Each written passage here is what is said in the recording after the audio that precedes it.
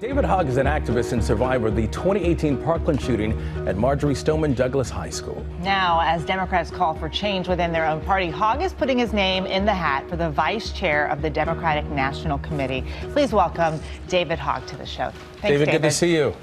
To those who aren't familiar, exactly what does this job even entail?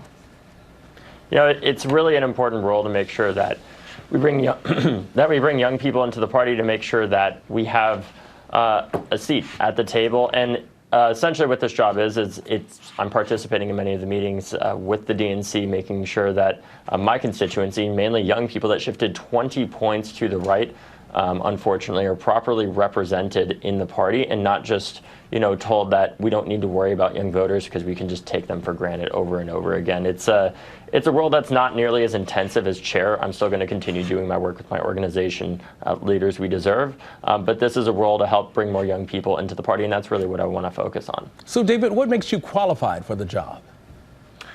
I've spent the past 7 years going around the country, knocking doors in dozens of states. I've also helped to register tens of thousands of young people to vote. Along with that, I helped to lead the largest student protest in American history that then saw the largest youth voter turnouts for 3 elections following that.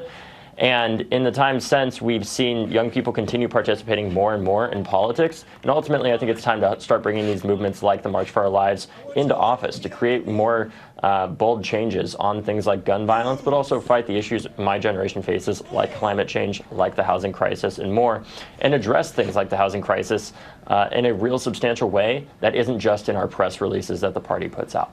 You've been pretty critical of the Democratic Party. What do you think needs to change?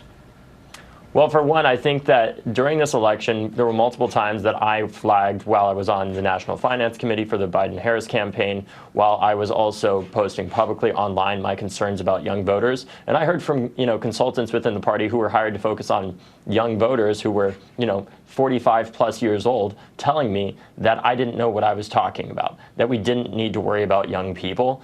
And that's a big part of the issue. Our party has repeatedly surrounded ourselves with people that we would rather that tell us what we want to hear instead of what we need to hear. And we need to choose. Do we want to live in a comfortable delusion where we keep losing and failing many of the people we claim to be fighting for? Or do we want to live in an uncomfortable reality where maybe we actually could win and help address the crises of gun violence, of housing, climate change, and so much more? And I don't think that's going to happen until there are more young people in that room, making sure that the DNC isn't just listening to its consultants, but instead are listening to everyday people around the country, and especially the young people that are out there. Well, David, speaking of young voters, Trump got a lot of support from Gen Z voters this last time around. So why do you think Republicans are making such a large gain with young voters? I think we've done a lot of work to help advance the cause for young people around the country, whether that's the largest climate spending literally in human history of any country ever, or the first gun law in 30 years. But the reality is we need to be able to communicate what we do. Half of the battle in politics is communicating what you did, and we have essentially failed in many ways to reach that generation because we've written them off and said, we don't need to focus on a lot of these younger people. We don't need to, they're always going to be with us. And unfortunately, that obviously has proven not to be the case. What's really interesting is that, we can't treat Gen Z as a monolith.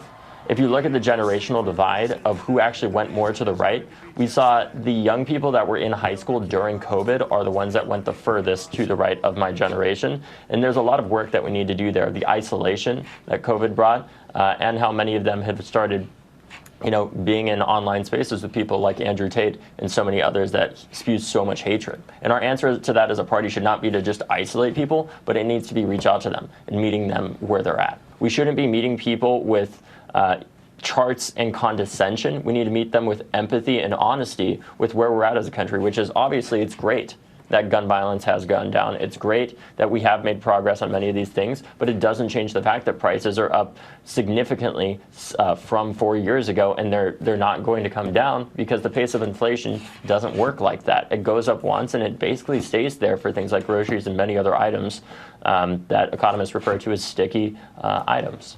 Activist and candidate for DNC Vice Chair David Hogg, thank you for being on. We appreciate it and good to see you. Thank you for having me. All right.